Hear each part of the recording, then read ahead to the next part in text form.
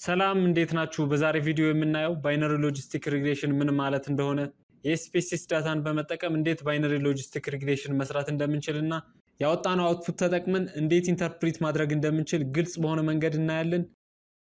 ከዚህ በፊት ብዙ የኤስፔሲስ ቪዲዮ ሰርቼላችሁ ነበር። ዛሬ በክፍል 7 ተመልሼ መጥቻለሁ። እስከ ቪዲዮ መጨረሻ ድረስ አብራችሁን ቆዩ።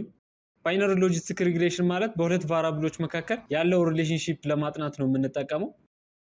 ፕሮባቢሊስቲክ የሆኑ ነገሮችን ፓስ ማድረግ ወይ ፌል መሆን፣ ውጤታማ መሆን፣ ውጤታማ አለመሆን፣ ይሄ የመሆንና ያለመሆን እንደዚህ አይነት ሞዴሎችን ለመስራት የምንጠቀመው ባይነሪ ሎጂስቲክ ሪግሬሽን ነው።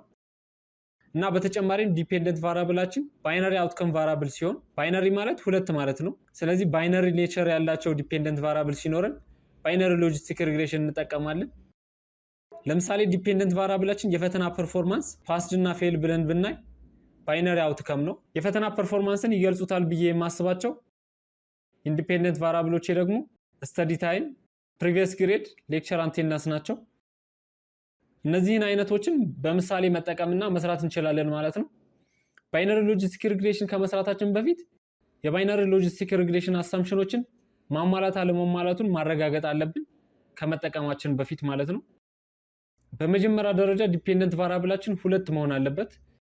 ዲፔንደንት ቫሪያብል should be measured on dichotomous scale ቅድም በምሳሌ ነግሬያችሁ ነበር።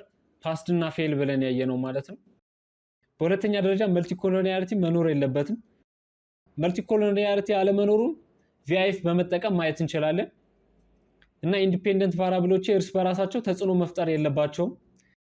ኢንዲፔንደንት ቫሪያብሎቻችን ዲፔንደንት ቫሪያብላችን ላይ ተጽዕኖ መፍጠር ይችላሉ።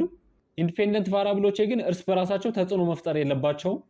በሶስተኛ ደረጃ ኢንዲፔንደንት እና ዲፔንደንት ቫሪያብሎቼ ሊኒየር የሆነ ሪሌሽንሺፕ መኖር አለበት። ይሄም በፒርሰን ኮሪሌሽን ማየት እንችላለን ማለት ነው። በአራተኛ ደረጃ ከአንድ በላይ ኢንዲፔንደንት ቫሪያብል ሊኖረን ይገባል። እነዚህን አሰምፕሽኖች ቼክ ካደረግን በኋላ ነው ወደ አናሊሲሱ የምንሄደው። ስለዚህ አሁን ይሄ ዳታ የተማሪዎች ፐርፎርማንስ ላይ የተሰራ ጥናት ነው።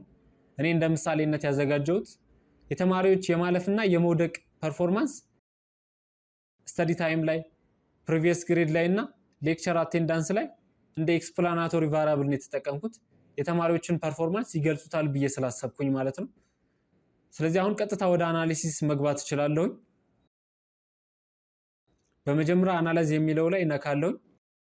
ከዛ ሪግሬሽን የሚለው ላይ ከርሰራችን እናደርግና ከዛ እዚህ ውስጥ ካሉት ባይነሪ የሚለውን መርጬ እነካለሁኝ ማለት ነው። ከዛ ፕሪዲኬቲንግ ስቱደንት ፐርፎርማንስ የሚለውን መርጬ ቀስቷን በመጠቀም ዲፔንደንት ቫሪያብል ላይ አስገባለሁኝ ማለት ነው። ኢንዲፔንደንት ቫሪያብሎቼ ደግሞ እዚህ ጋር አስገባለሁኝ። ስተዲ ታይም፣ ፕሪቪየስ ግሬድ እና ሌክቸር አቴንዳንስ ናቸው። እነዚህን ካስገባሁኝ በኋላ ካታጎሪካል የሚለው ላይ እነካለሁኝ ማለት ነው። እዚህ ጋር ያሉት ቫሪያብሎቻችን ኮንቲኒየስ ከሆኑ ወደ ካታጎሪካል አናስገባም። ነገር ግን ካታጎሪካል የሆኑ ቫሪያብሎች ወደ ካታጎሪካል ኮቫሬት የሚለው ላይ እናሻግራለን ማለት ነው። ከዛ ሪፈረንስ ካታጎሪ የሚለው ላይ የመጀመሪያው ከመጨረሻው ላይ ላነጻጽርላችሁ ወይም የመጨረሻው ከመጀመሪያው ላይ ላነጻጽርላችሁ እያለኝ ነው። ላስት የሚለውን ትቼ ፈርስት የሚለውን እመርጣለሁኝ ማለት ነው። ለምሳሌ ፓስድ ፌል ካደረጉት ጋር የሚለው ፎርማት ይይዝልኛል ማለት ነው። ፈርስቱን እንደ ሪፈረንስ ተጠቀምልኝ እያልኩት ነው። ከዛ ኮንቲኒዩ እለዋለሁኝ ማለት ነው። ቀጣይ ኦፕሽን የሚለውን በመንካት ምን እንዲሰራልኝ እንደፈለኩኝ እመርጣለሁኝ ማለት ነው። ክላሲፊኬሽን ፕሎት የሚለውን ቲክ አደርጋለሁኝ። ኮስመሬን ሌምሾ ጉድነስ ኦፍ ፊት የሚለውን እመርጣለሁኝ።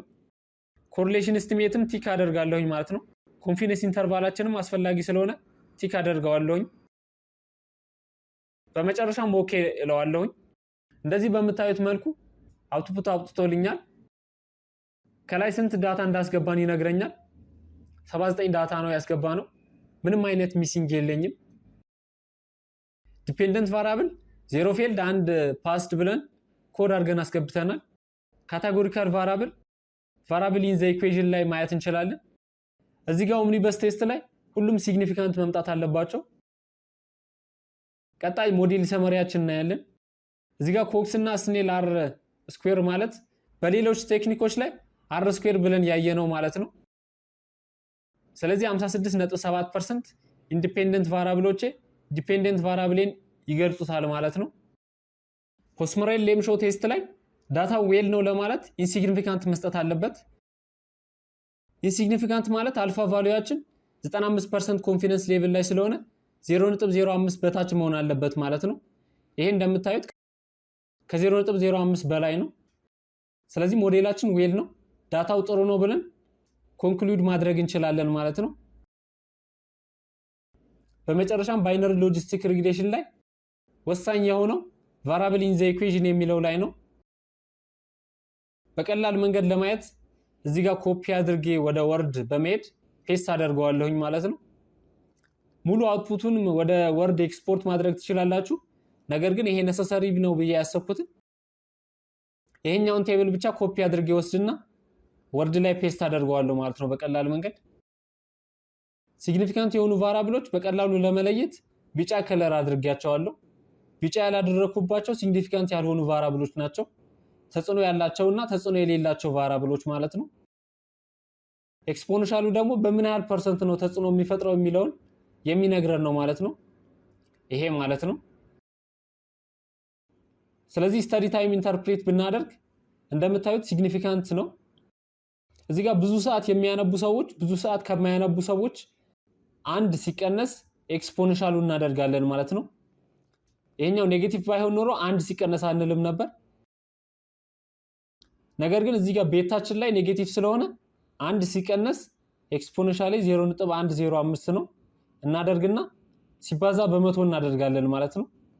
ወደ ፐርሰንታይል ስንቀይረው ወደ 89.5 ይሆናል ማለት ነው። ከአንድ በታች ስለሆነ ነው እንደዚህ ያደረኩት። ስለዚህ ምን እያለን ነው? ብዙ ሰዓት የሚያነቡ ሰዎች ከማያነቡ ሰዎች ፈተና የማለፋቸው ፕሮባቢሊቲ ወደ 89.5% ነው እያለኝ ነው እዚህ ጋር በወጣ አውትፑት መሰረት። ከስር ደግሞ ሌክቸር አቴንዳንስ ብታዩ ኢንሲግኒፊካንት ነው። ሌክቸር ኖት መያዝ ፈተና ከማለፍና ከመውደቅ ጋር የሚያገናኘው ነገር የለም እያለኝ ነው በዚህኛው ሪዛልት መሰረት ማለት ነው። ሌላኛው ደግሞ ፕሪቪየስ ግሬድ ሲግኒፊካንት ነው። ኤክስፖኔንሻሉ 0.177 ነው። አንድ ሲቀነስ 0.177 ይሆንና ሲባዛ በመቶ እናደርጋለን እኩል ይሆናል ወደ 82.3% ነው ማለት ነው።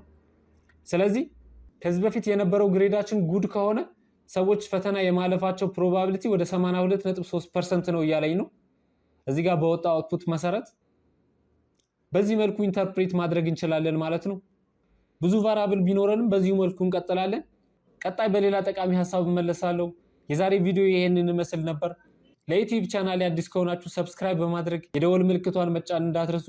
ሐሳብ ወይም እንድሰራላችሁ የምትፈልጉት ነገር ካለ ኮሜንት ሴክሽን ላይ ጻፉልኝ። ለሁላችሁም በፍጥነት የመመልስ ነው የሚሆነው። ቪዲዮ ላይክ በማድረግ ለሌሎች እንዲደርስ አድርጉልኝ። ስለተከታተላችሁኝ አመሰግናለሁ። መልካም ጊዜ